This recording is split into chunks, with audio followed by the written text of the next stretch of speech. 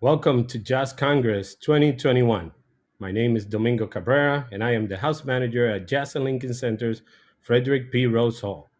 This session is titled The Roots and Branches of Afro-Cuban Jazz and will be moderated by Felix Contreras from NPR Music.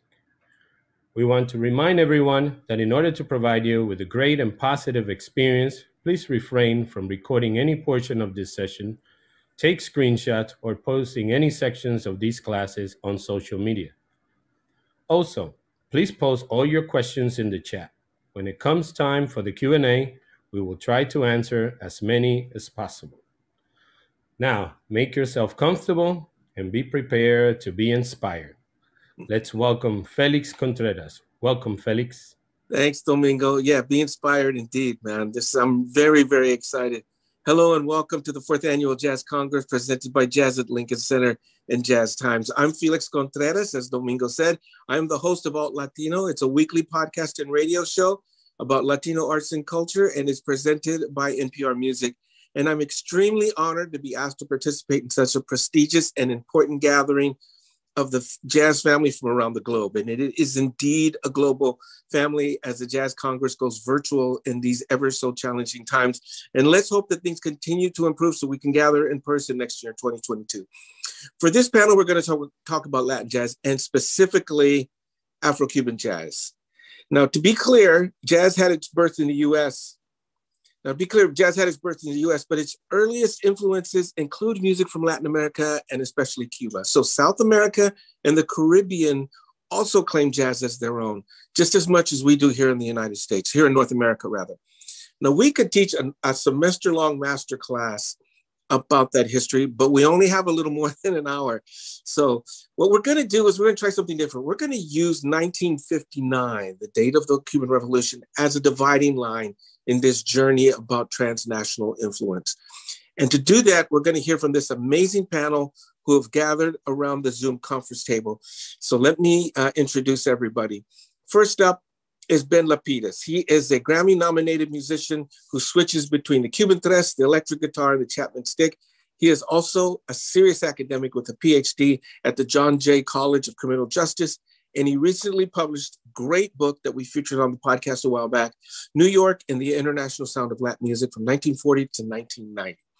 We also have Amaury Acosta, who is also known as King Clave, who is moving the traditions of Cuban music forward with his work as a musician, a promoter, DJ, and marketing specialist that specializes in Afro-Caribbean music. And then we also have, at some point, we're going to be joined by Roberto Fonseca. We understand there's some technical difficulties, but Roberto will be joining us. He has an interesting perspective on this topic since he is definitely from a younger generation of Cuban pianists, but he's also performed often with the Grand Dame of Cuban Son, Omara Portuondo. In fact, you can check the two of them out together on a Tiny Desk concert at our website at npr.org/Tiny Desk. Okay, enough promotion and enough of the preliminaries. Let's get to the main event, all right? Let's see. Do we have Roberto online yet? Checking our list here. They're still working on getting him here. So I tell you what, let's do this. Ben, your book illustrates how musicians from throughout Latin America who came to the US took what they learned in New York and they took it back to their home countries. New York City jazz history has a deep connection with Cuba well before 1959. Now, how vibrant was that connection between New York City and Havana before that? And I understand that you also have some musical selections. So let's talk a little bit about that. Yeah, well, I think if we look at the history of recorded music from Cuba and also from the rest of the Caribbean, the first recording ever made of Cuban music was made here in New York City in 1899. So that bond was forged in terms of recordings a good long while ago. Prior to that, you had examples of musicians interacting between the United States and Cuba in places like New Orleans, but also you had American musicians from the United States traveling to Cuba playing American music. You had the USS Marblehead, which came into Guantanamo Bay in 1898, which is playing all types of American music. You have just a whole wide range of connections that were happening as a result of various factors. And in terms of one of the earliest examples that I think we could play that I think might point towards jazz, although it's not strictly jazz in the sense that you might think about jazz in terms of a swing sense or something like that, would be the danzón. And the danzón was a light, popular, light classical style of music that originally had been done with sort of wind instruments and then eventually transitioned to string instruments as it moved indoors. But with the brass kind of band sound and the ophicleide and things like that, you kind of get something close to the New Orleans aesthetic and the Eastern Seaboard brass band aesthetic that you have in early African American music, let's say of the end of the 19th century, beginning of the 20th century, early 20th century. And this example that I think we could play for people would give us an idea of how that music would sound as far back as 1906. If we can get that going. Danzón La Gatita Blanca por la orquesta de Enrique Peña, Disco Colombia.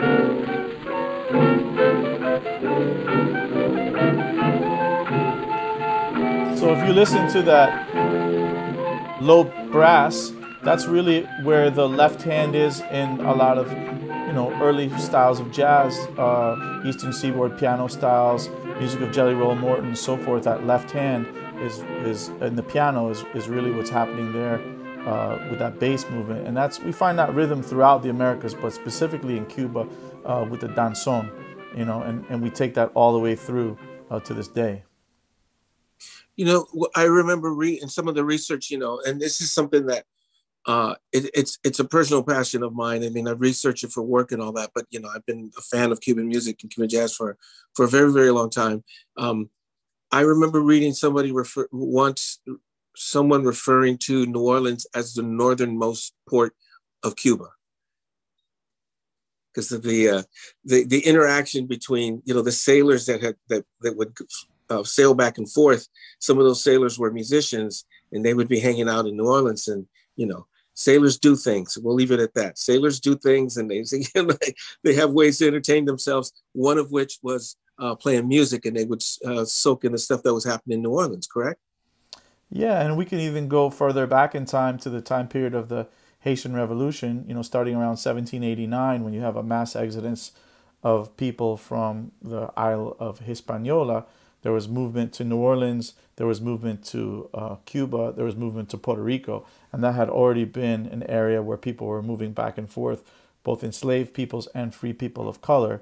That was a major movement that happened between 1789 and 1804. So those roots and those connections go very far back.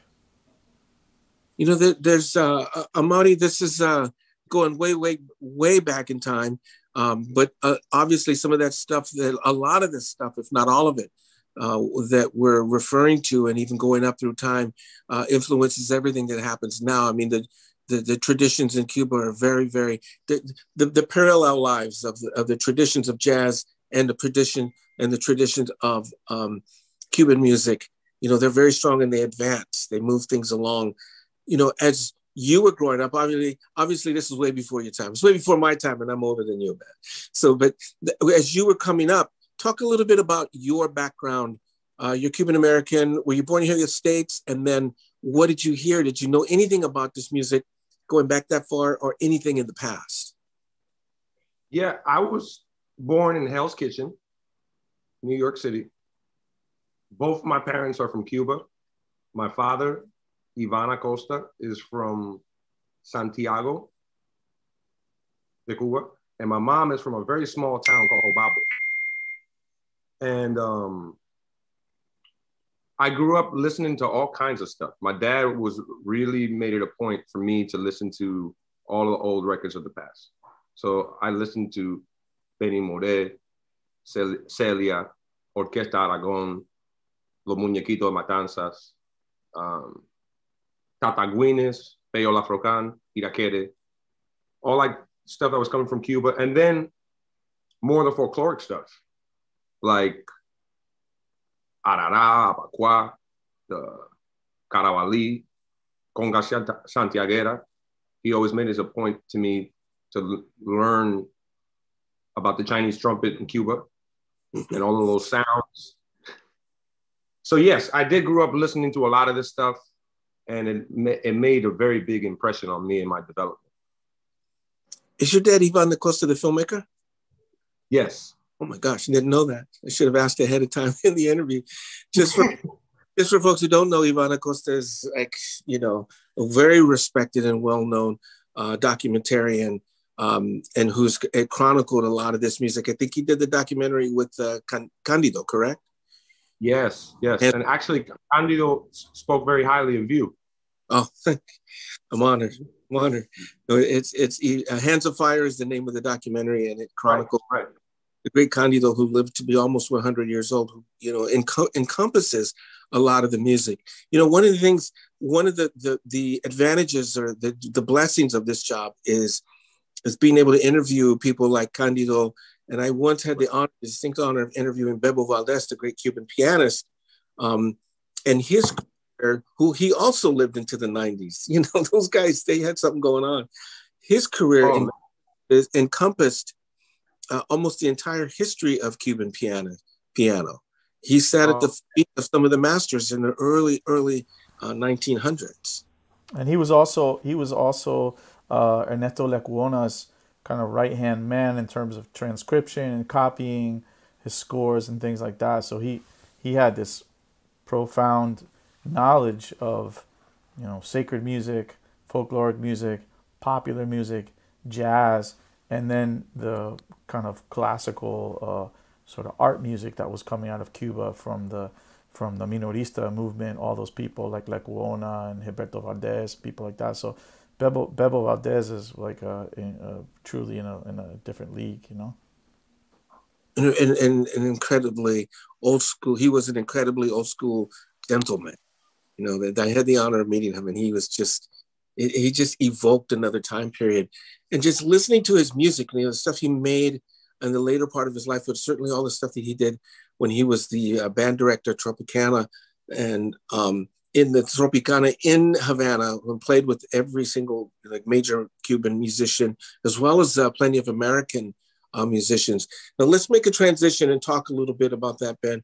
And people, I think, who didn't live through that have a hard time understanding that Havana was sort of like, I don't know, I've heard some people refer to it as sort of like the Las Vegas of the time, in that, you know, there were plenty of things to do there, but it was like a hip and swing in Las Vegas because the musicians that were used to entertain people were also like master musicians who became household.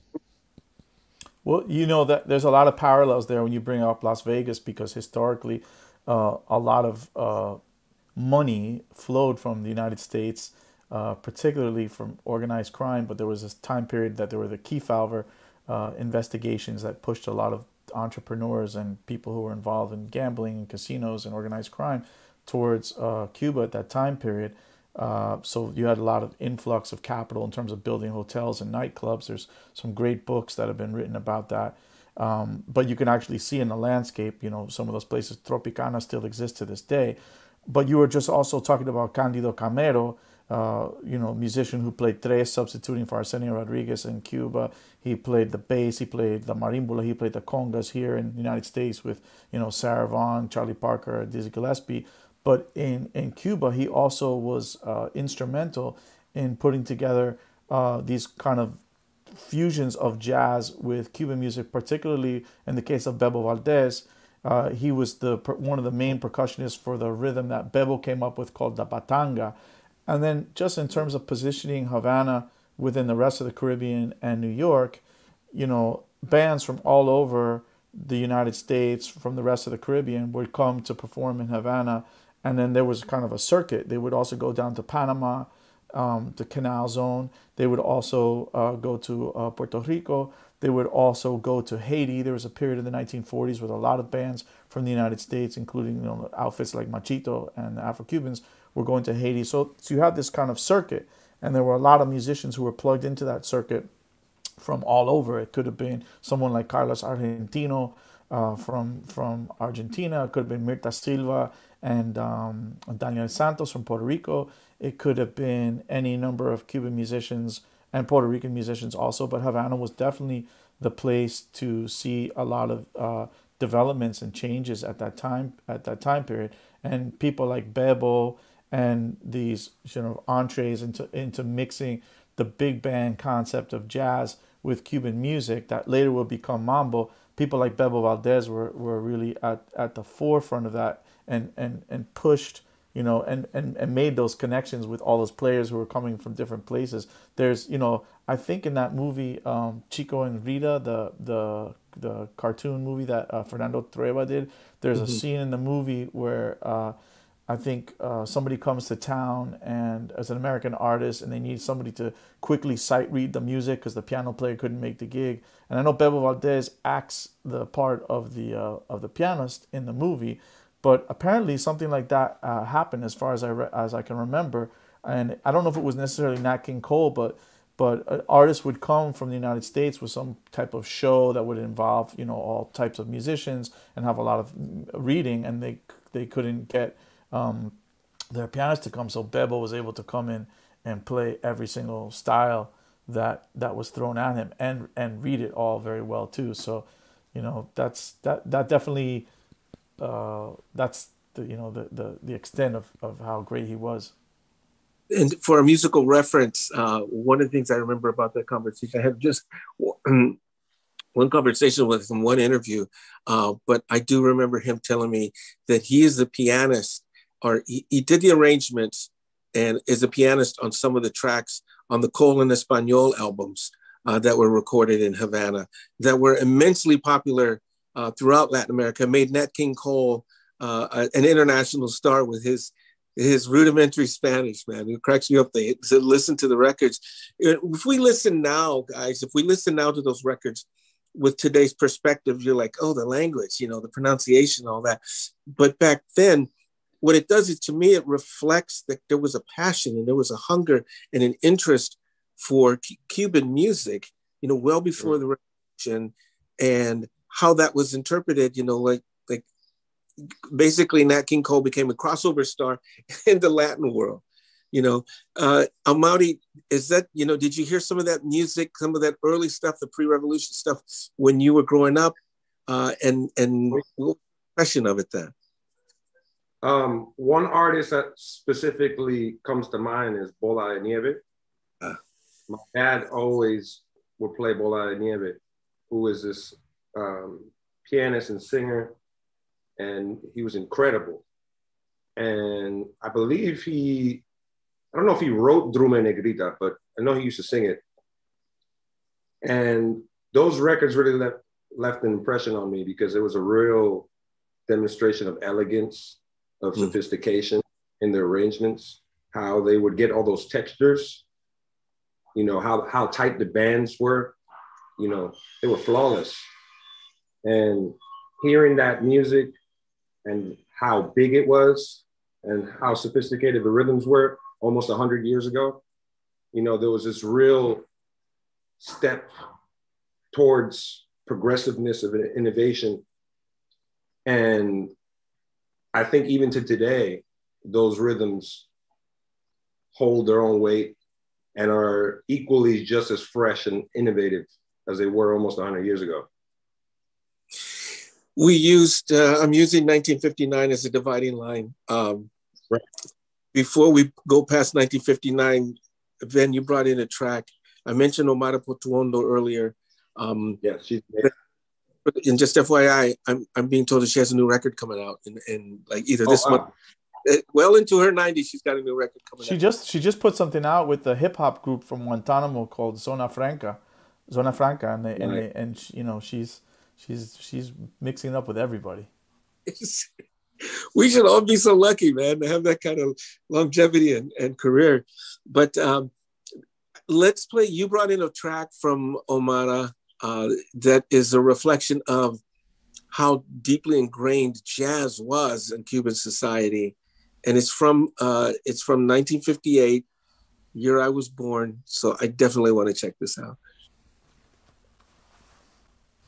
If we can have them play Magia Negra.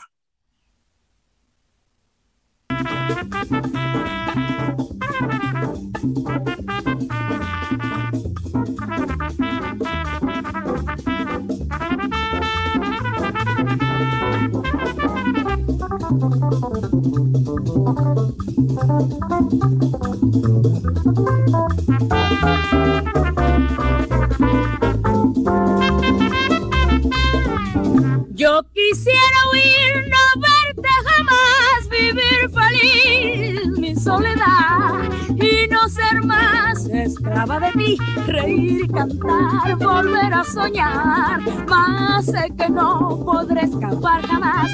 Tu magia negra siempre me estará y en ese infierno que me das cada vez te quiero más. Me gustas más, así lo sé bien. No puede ser amor, es lo que siento yo dentro de mí. Under that old black magic color es magia negra para mí. Ay, para mí es magia negra para mí. So many things listening to that. I mean, I think that people, unless you've really done a lot of research, you don't hear Omara before. You don't hear much of Omara before the Buena Vista Social Club in the late 90s.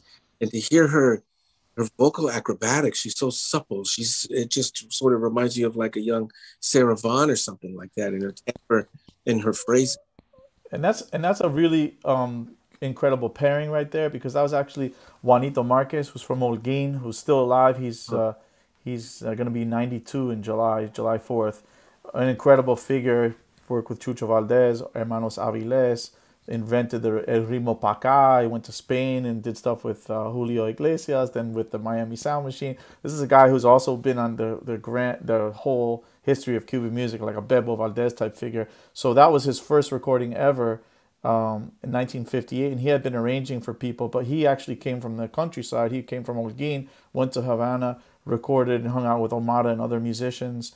And, that back and forth between English and Spanish that, we were talking about this before. You kind of take it for granted, either making jokes about it or Spanglish, or cringing at somebody's singing Spanish, or however you want to, whatever angle you want to look at it. It was, the musicians back then were still dealing with it. And there's so many examples, even to the 1930s, people like Don Aspiazo singing Arsenio Rodriguez songs in English instead of Ruñidera. They're singing like I want a lot of love or something like that. So here you could tell these guys are having fun with it, and they're completely fluent in the styles. They have the jazz, they're playing the language of jazz.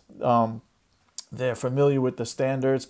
And there was also a whole song movement that came after that, with people like Cesar Portillo de la Luz and the Cuban composers who were drawing on, the harmony from jazz, like Here's That Rainy Day, very similar to Mi Delirio and things like that. So there was so much back and forth, and people not just digging each other's, the Cubans being into the music that was coming from the States, but the States being into the Cuban stuff. We didn't talk about that much, but people like Louis Armstrong's, classic recording of The Peanut Vendor, as late into the 50s and 60s, you hear people like Lee Morgan playing pa pa pa pa pa pa da, from El Manicero, The Peanut Vendor, for like chorus after chorus on recordings. So, it's like a lot of times these things, if you're a musician, you're really tuned into them, or if you happen to come from the culture, you're like, oh, that's playing, El Manicero.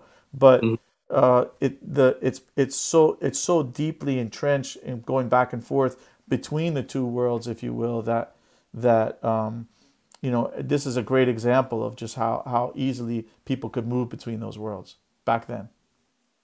I just want to take a break real quick. We're about halfway through, and I want to remind folks that are listening, this is the first day of a 4-day event. If you're listening and you have questions, throw them in the comment section, and we have folks that are gathering the questions, and we're going to do a Q&A toward the end of the session here.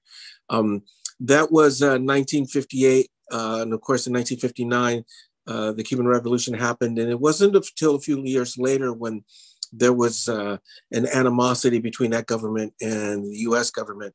But going back to before we move into the 1950s, 1960s, I got to say that when I went to Cuba for the first time in 2016, it was a lifelong dream of mine to go. I'm a percussionist with a humble talent, so I've always wanted to go and check it out, right? So I was able to go as part of a conference. I did a podcast called "While the Politicians Argued, the Musicians Jammed," and it was about how that flow of interconnectivity and inter-influence never stopped even after the government changed. And as part of the show and this podcast that I did, I was given a tour of the Arieto Studios and the Graham recording facility, which is ground zero for folks who don't know. Graham and Arieto is like ground zero. Everybody in the world, everybody in the Cuban musical universe has recorded there. Like imagine Stax, the Capitol, facility in New York, the Colombian, Capitol in LA, all of the US muscle shoals, like imagine them all in one place. And that's what that studio's like. And walking in, you feel all the energy and the spirit. But I got a tour of the tape vault, and walking through, man, you see on the bindings of the tape boxes, you see all this stuff. Amaury, you were mentioning Benny Moré and Celia Cruz. Oh yeah. You see all that stuff. You see those recording tapes, the actual recording. They had the reels and stuff there. The whole thing, bro. It was like in this cold area. Like my mouth dropped because everybody was in there. And going into the 60s and 70s that we're going to get to in a minute. But there was also a special section that was before, I want to say before like in the late 50s, right? I think it opened like in the late 40s. I saw tape boxes with Edith Piaf singing with a Cuban big band that had never been released. I saw, and I just so that I can see it, I held it in my hand. There is a tape of Frank Sinatra singing with a Cuban big band that has never been released. Yeah, no, it's deep. So there's all of this, like the stuff was there. They were going back and forth, like Ben is saying, like we're all talking about right now. All of this stuff was happening. And it continued going into the 60s. And I think that that's one of the things I want to address, this false narrative in jazz history that things went dormant. Well, things went dormant between the US and Cuba in terms of politics, in terms of music. It never changed. It never stopped. And we want to move now into that section. And Ben, can you talk to us a little bit about, how the jazz movement progressed during that period when people seem to think that there was no interconnection? Well, big bands, stayed active. The big band sound in Cuban music, with the mambo, people like Benny Moré and so forth, who was active, really into the early 60s. That was still there, Mariano Merceron, people like Juanito Marquez took that concept further with the Pacá and had popular artists that would go on to lead bands, like Juan Formel was in Juanito's band. You had drummers like Guillermo Barreto who played jazz, but who were also, doing stuff at that time in the 60s. And into the early 60s, there was still some back and forth, right? After 59, you had Aragon still came to New York to play. You had Mongo Santa Maria had recorded Our Man in Havana around 1960. And there were Cuban musicians who were living in New York, for example, Osvaldo Allen, who was the great Cuban musicologist Olavo Allen's father. He was here living in New York City, still playing at this Cuban restaurant called El Liborio, and teaching and performing, and then went back to Cuba finally in 1962. So there was still some movement. And the people, I'm getting a little bit ahead of this time period, but even like well into the 70s, you did have people who were able to come back and forth and were bringing the latest information in terms of the latest folkloric music, like Amaury was talking about, the latest records, people, bands that were traveling around the world were meeting with their contemporaries based in New York City area. For example, groups like Típica 73 were playing on the same bill with like Elio Reve and Aragon and, Ban Ban and so forth in Panama, in Colombia, in Europe. And so the musicians were trading records all the time and hanging out and talking about arranging concepts and debating like issues about the clave and how to be on the right side of the clave when playing rumba. As there are different tastes and prejudices in terms of that. And people like Rene Lopez were bringing records back and forth for people. People like Paulo Menendez were bringing records. Andy and Jerry Gonzalez went to Cuba to perform in the Festival de la Juventud. So there was a lot of contact.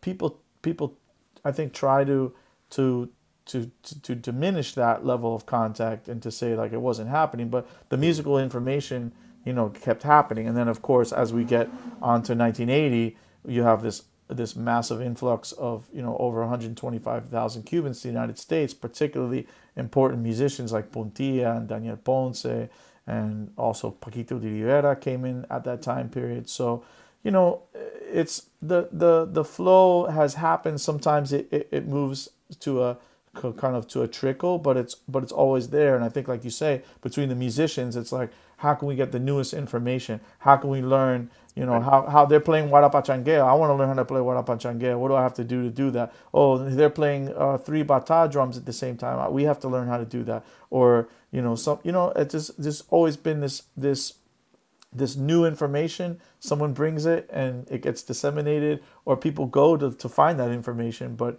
it's about always bringing the music to the highest level, and I think that's what kept it going. And then recordings that were being done here were being sent to Cuba as well. Puntilla, when he was recording here, those records were going back to Cuba, and people were listening to the old rumbas by guys like Tio Tom, and the records by Patato and Totico and things like that. So the people maybe couldn't make it back and forth, but the records definitely did. Amaury, I want to ask you a personal question, man. And this is based on experience. Like when I was a kid, I'm Mexican-American background, I'm Chicano background. My parents were born here in the United States. My grandparents were from Mexico. I was raised in California, born and raised in California. And like I said, I was born in 58. So by the time I was 10 years old, 1968, my preference was the Jackson 5, right? My preference was American pop music, which is what we all grew up with, right? And listening to some of my parents' music, the mariachi, the norteño with the accordion and all that stuff, we're like, dude, that's like hokey parent stuff, man. You're a kid, like, was it the same for Cuban Americans here in the United States when dad would break out the Benny Moré records, like, oh, Poppy again with Benny Moré, come on, man. Did you initially sort of reject that and then come to accept it and appreciate it? What was it like for you as an individual? 100%. And I say until about I was 12 years old, I had no interest in my culture. And then it was like a light switch went off. And my dad planted a seed, and he took me, he was producing a show, a town hall, that was like a Cuban all-stars. Juan Pablo Torres, Pedrito Martinez, El Negro Hernandez, John Benitez, Nelson Gonzalez, David Oquendo. And I don't remember, and it goes on. I don't remember everybody that was there, but those are the people I remember. I remember being very young. And my dad, he was like, all right, let's see if I can get him into something. So I was really into Zelda at the time. And I was just playing N64. And he wanted me to do something productive with my life. So he dragged me to town hall. And he just unleashed me amongst all these like super talented musicians. And I remember I met Pedrito for the first time ever. And I remember I was just so impressed by this guy because he looked like Cameron. He reminded me of like this Cuban rapper. He had gold chains on, baggy pants. And I was like, oh, this guy actually looks like somebody I can relate to. And he was super cool. And I remember, and then I saw El Negro, Horacio Negro Hernandez, take this epic drum solo with a tap dancer. It was just them two. And afterwards, I got to meet El Negro, and he just gave me his sticks, and he was like, practice hard. And that moment changed my life forever. I remember it was in 1999. Wow.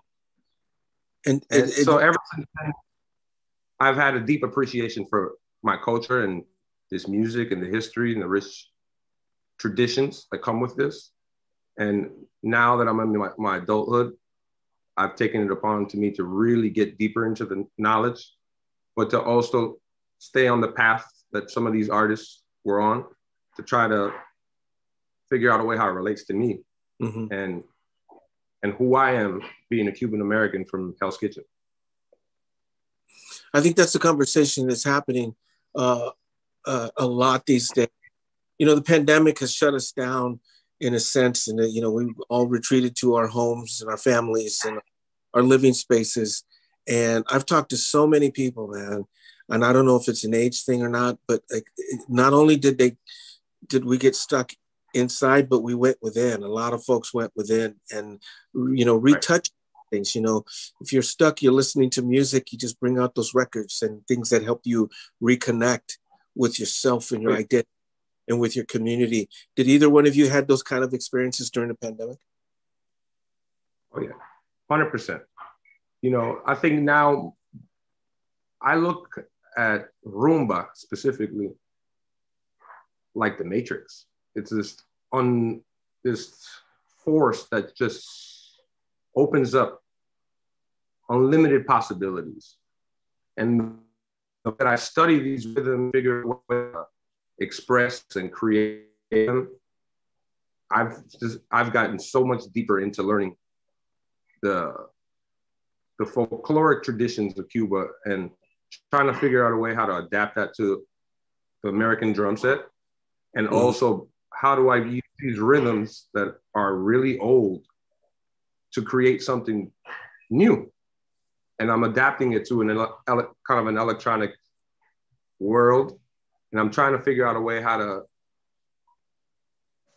open up something new with electronic music and Afro-Cuban rhythms. And yeah, I've been studying a lot and listening to a lot of Bata, a lot of Abacua and Arara and stuff, música de Carabalí and stuff like that. And it's definitely, I feel like it's definitely left a really strong impression on me throughout the pandemic specifically. I mean, for me, I feel like, you know, I was always, I mean, I definitely had the similar experience with Amaury. You know, it was really like 12 years old when the switch goes off. You know, before that, it's your parents' music. It's whatever. It's you know, you don't necessarily you can, it's there, but you're right. Those seeds are planted, and I think you know, I was always interested in folklore, particularly folklore from Eastern Cuba. But I think the last years during the pandemic, I have this new book that came out, and I was and besides the book, I think the pandemic also made me really look at these connections between the Caribbean and New York, and how much all of that is reflected, not just in what I do, but just like what's around us. And I guess part of the force that Amaury is talking about, that you feel when you go to the rumba or to a religious thing or another type of folkloric music or a dance style that is, you know, a little bit more rooted in traditional music, that force, you know, seeing that sort of, that we have, that is around us here all the time, and that what happened here is an extension and a connection to what was happening, you know, elsewhere, whether it was in Cuba or the rest of the Caribbean or Latin America. I think definitely the last year and a half has drilled that home. You know, I don't know about Amaury, but I'm guessing, like I constantly keep in touch, on WhatsApp or whatever with people in Cuba. But I'm, here in New York, I'm in touch with all my people here and around the United States, and it's all really connected in a kind of science fictiony way that it wasn't. And just, I guess, having all this information and you know reaching out to people, and they're like, hey, do you know this recording, or what do you know about this, or me doing the same thing, being like, hey, have you heard this recording, like what do you know about this person who was playing on this recording, because I only see him. I think there's been a lot of that in the last year and a half. There's been a little bit more time for that. And I've been definitely appreciating that, and I think we're now starting to be able to make music with one another with gigs that are happening outdoors, but definitely that study and reflection and introspection and time to like go over those important records and re-listen. Like I always go back to the classic record of Patato and Totico, because it was kind of like a textbook Bible of playing rumba, and thinking about all the rest of the people who are on that record, all the percussionists like the Dreke brothers and Papi Cadavieco, and then you have Arsenio and you have Cachao, and like just thinking about like that was recorded here in New York City in 1967 with Virgilio Marti and all these like heavy people. That record was not made in Cuba. That record was not made in Miami. That record was not made in Puerto Rico or Europe. It was made here in New York City, and all those guys were together. And you go through that record, and I think with the great records that always merit repeated listening. I think for me, not only do I listen to the better quality with the remastering, and can you hear stuff that you couldn't necessarily hear before, but you just wonder like the setting. There are these guys who are Abaqua, and they're getting together and they're singing and drumming Abaqua music, or they're doing rumbas, and Cachao is playing a very particular style of bass line. If you really listen to it, like, wow, it's really interesting that he would choose to play that there. Or you can hear Arsenio getting a little bit lost, and then they come back. Was it lost because he didn't see? Maybe did he get lost because of the clave, something like that. But I feel like definitely this has been the year to go back and listen to those records with the same wonder, but also to analyze them and just be like, okay, I'm hearing stuff I didn't hear before. I want to go back to, and thank you for sharing that with each one of you, something personal about that, because I think it's important for people who are watching this to understand and to know a little bit more about the people who are, you guys that are sharing the history and the information about it. I want to go back to the timeline now and go back, because the 1970s in Cuba and here in the United States, it's funk, it's electronic instruments that Amaury was talking about. It's jazz fusion. There's Return of Forever. There's Miles Davis. There's all this other stuff. It was happening in both countries, right, Ben? Oh yeah. For sure. Yeah. Dale, Amaury. Yeah. Go ahead, Amaury. You know that Irakere album, the one that won the Grammy? I think it was 1979. With the amazing artwork. I think it's called Irakere. Mm-hmm. I think that album, for me, that album changed my life. Hearing the sounds on the record, how Chucho was using the Rhodes, the clavinet, he was using all of these sounds that Chick and Joe Zawinul and George Duke was using in the States. And hearing that fusion was out of this world. I don't think I've heard anything that fresh since. And other groups like Afro-Cuban and Emiliano Salvador, there were cats in Cuba really pushing the boundaries to a whole nother level, specifically during the 70s. And they were getting the music from Voice of America. If somebody had a recording, they would put it onto a cassette and move the cassette would move hands, and people would get like 7th to 8th generation copies of that cassette. But they were they got the information, the musical information. And then there were a few occasions where groups of North American jazz musicians would go down to Cuba. There was a time when David Amram went. There was a time when Dizzy Gillespie went. There was a time when Weather Report went. Jaco Pastorius was down there. you know, Havana Jam, the 70s, even some of the pop groups. And there are some people in Cuba who, you know, take pride in the fact that they knew American music, especially like in the area of Guantanamo, they had the naval base so they could get all the American broadcasts and stuff. But in Havana, you know, people were digging, you know, Michael Jackson. People like Juan Formel talks about incorporating that, you know, and then eventually you have guys like Changuito who are making songo and coming up with these new rhythms. And when you ask a guy like Changuito about songo, they say, "Oh, think about Dave Garibaldi playing funk," you know, and that's what I was thinking. So, you know, the connections between the modern stuff that was happening here and the pushing, that pushing was definitely happening. The harmonies, like, you know, he was talking about Emiliano Salvador playing a simple tune like Son de la Loma. If you listen to the version that they do of Son de la Loma with the change of the harmonies and the roads, it's like a whole different trip, you know. And but it's logical, right? Music has to change and has to reflect these influences. You know, it reflects what's going on around you. It's a document of a moment in time, you know. So that's that 70s flavor, you know, they had their own vibe. You know, you look at some of the posters in Cuba from that time period, and you see like those big fonts that we remember from the 70s. Even the bell bottoms and like some of the dances, like the cha onda or the most, you know, there was all kinds of stuff. You know, it was inevitable.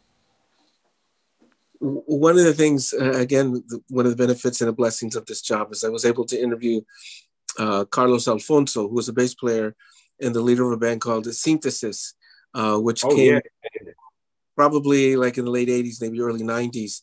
And it was, for lack of a better word, it was like a jazz fusion band that was based on the spiritual music associated with Santeria and the spiritual music. It's a fascinating and amazing band. When first time I heard that CD, a friend of mine had come back from Cuba. He's like, "Bro, check this out." And he laid the CD on me. I'm like, again, Amaury, like you, it's like same thing. Yeah. Same when I heard that first Irakere album on Columbia, it's like the sky opened up. Right. On that side, what's interesting is that I did an interview, and you can hear it there's an Alt.Latino podcast about it. When I asked Carlos Alfonso about some of his musical influences that led to the recording, one of the bands he said that he cited as an influence was Freddie Mercury and Queen from the 70s. And the way he stacked the vocals, his vocals, Ele Alfonso, some of the other singers that he had in the band, the way he stacked the vocals were the way the Queen stacked them on their records. And, you know, that's a British band, right? But it's still reflects the deep interplay. Before we get to that, Roberto, welcome, bro. Is he there? I think you're muted, man. You're muted.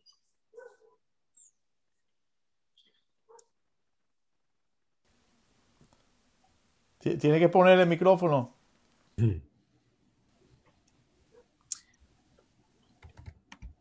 You are muted, Robert.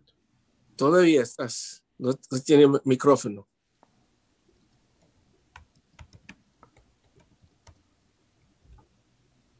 So, well, he's working on that, you know, and it's good to see you, Roberto. I'm glad you're here, man. I just want to go back to that idea of that interplay, that going back and forth. And for the, you know, the deep jazz heads, you know, I don't remember the name of the band, and maybe you can help me. The band that pianist Gonzalo Rubalcaba had, that was like a jazz fusion band. It was like Weather Report, a Cuban Weather Report. You guys remember that band at all? Proyecto, I forget what it's called. I know you're talking. Yeah, it had a trumpet player. And Negro was playing, right? Yeah, Julio Barreto was playing. It was Negro, right? Yep. And it was like listening to that. It was again a perfect example of the way that interplay was going back and forth about how those concepts, because he was basing it again on the Afro-Cuban, the religious and the spiritual side of things, but with a heavy electronic jazz fusion thing. And which brings me up to, before we start to close this off a little bit and take any questions that there may be, I want to talk about that the influence of the spiritual side of things in Afro-Cuban culture and in Cuban society. You know, we refer to it just simply as Santeria, but there's, you know, there's so complex, there's so many different things, so many aspects to it. But the traditions of the harmonies, the rhythms, the singing, the choruses, all of that stuff is like a deep, endless well of inspiration for Cuban musicians. And it's the kind of thing, that's the one thing that didn't transfer over to the United States seemingly so much. Certainly musicians here absorbed it and played it and continued with it, but its sources in Cuba.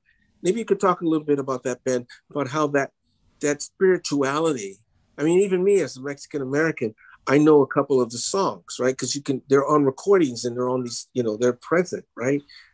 Talk a little bit about that influence on the music and on the jazz. I mean, it's so ingrained in the culture, and there's so much to say about it. I mean, going back to, you know, it's first of all,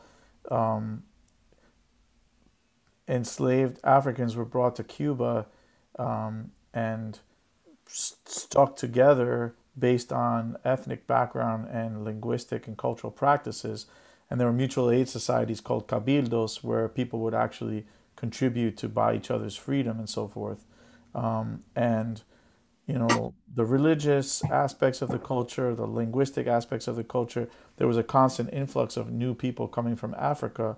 And, you know, the fact that Catholicism was imposed from above by, you know, white European slave masters, that was also an opportunity to cloak these traditions and say, oh, okay, you're going to celebrate Santa Barbara. Well, we have Chango, and as a means of self-preservation, as a means of pushing, of maintaining these cultural practices in the face of you know, horrible atrocity.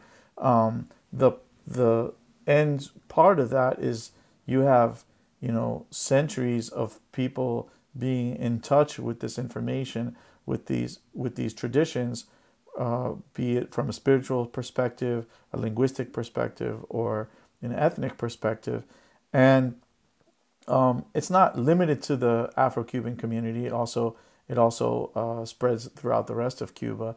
There are so many different, like you said, manifestations of this. You have you know, Dahomey, you have Arara, you have different types of Congolese spiritual practice, Palo Mayombe, Palo Briumba, Palo Monte, the Karabali, you have Lukumi, you have Yoruba peoples, you have the Abakwa, which is from the Calabar, the Cross River region. And then if you go deeper into Cuba, you have a lot of people who came from Haiti early on and bring all those traditions from Afro-Haitian and also English Caribbean Afro Antillean religious traditions and cultural traditions and linguistic traditions there. So it's very much a part of the culture. It's very much a part of the folklore of the island and the region.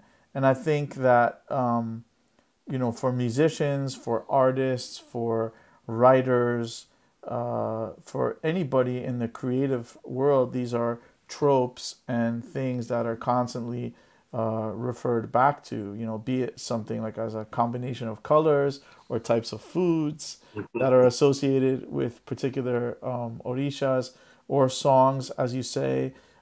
It is a deep, very deep tradition that is very tightly embraced, I think, and has always been a source of inspiration for people to express themselves and to express that connection to their culture. Amaury, talk to us a little bit about, you know, your connection to that and how it's expressed in the music that you make and the music that you listen to.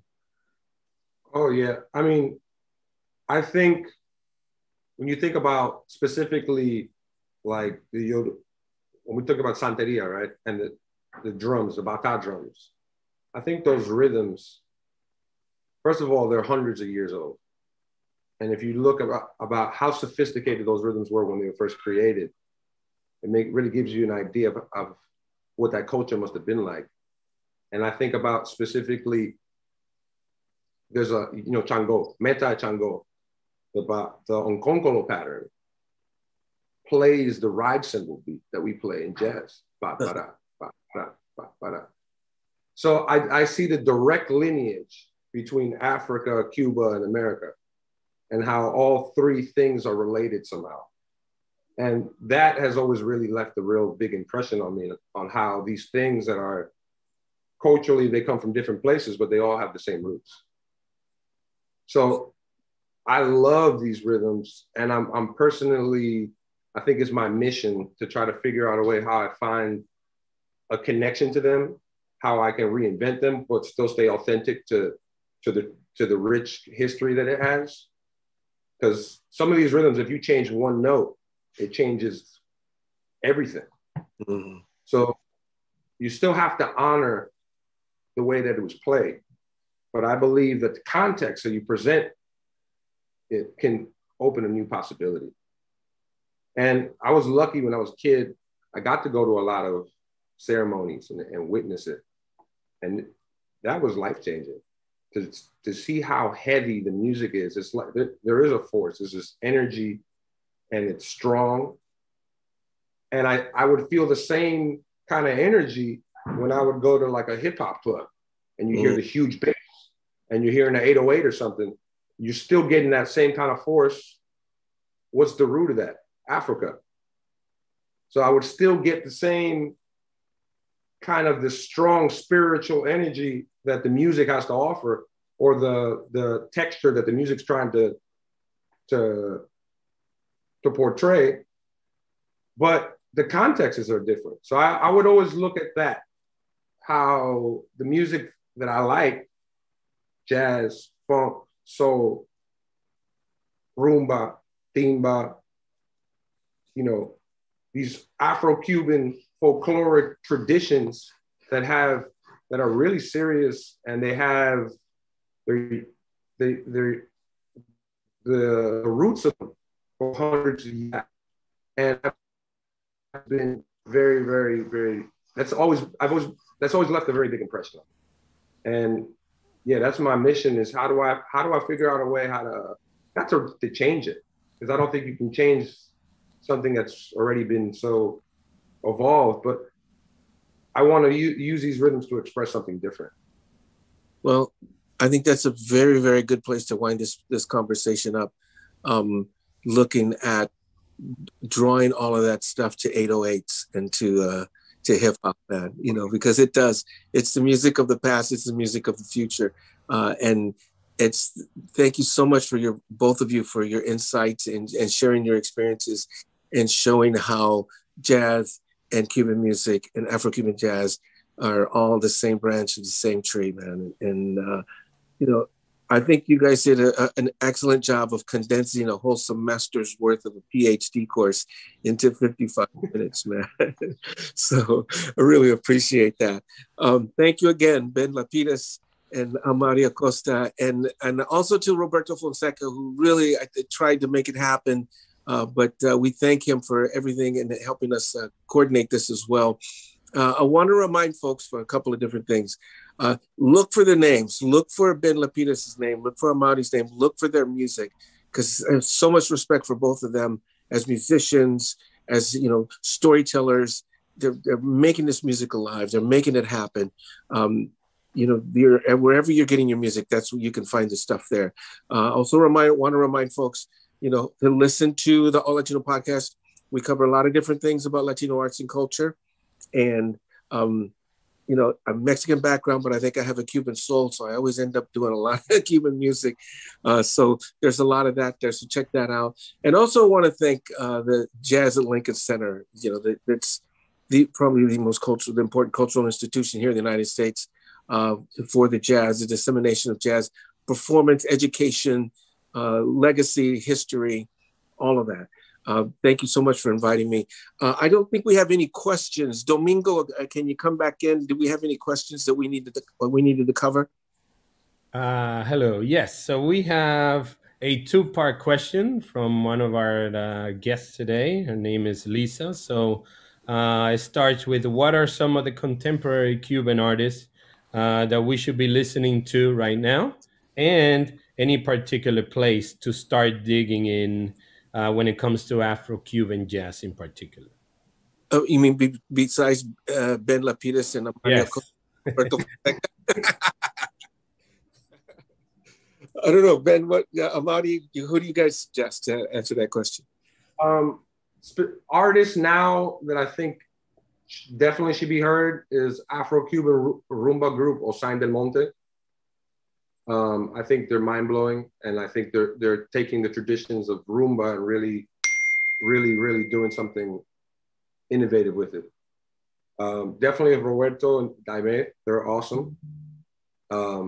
Cuban pianist here in New York called David Virelis, who's really abstract, avant-garde musician that's really stretching the boundaries of Cuban music. You know, percussionist Mauricio Herrera, I think he's awesome. I think he's doing some cool stuff with these rhythms and try to reinvent them. Cali Rodriguez, young trumpet player from Havana, he's awesome. And of course, the maestro, Alain Perez, who is, you know, if you never heard of this guy, you should definitely Google him. He's a multi-instrumentalist, singer, arranger, composer, percussionist, and he's one of Cuba's greatest musicians. Yeah, those are all fantastic recommendations. You know, to add to the jazz, the Afro-Cuban jazz. You know, you could add the Lopez Nusa family. You could add anything. Gonzalo Rubalcaba touches. Michael Gonzalez, great trumpet player.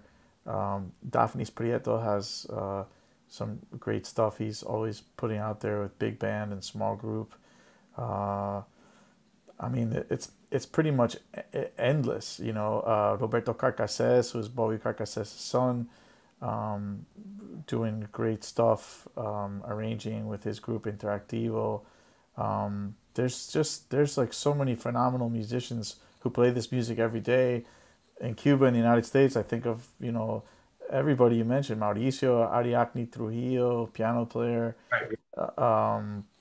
You know, there's no end for folklore. Roman Diaz, also Michelle Rosewoman, everything that she's put out from Puntilla to the present. There's just, you know, there's no end in sight. You know, that's, you know, contemporary stuff that would be folkloric music, and also using jazz in the realm of Cuban popular music.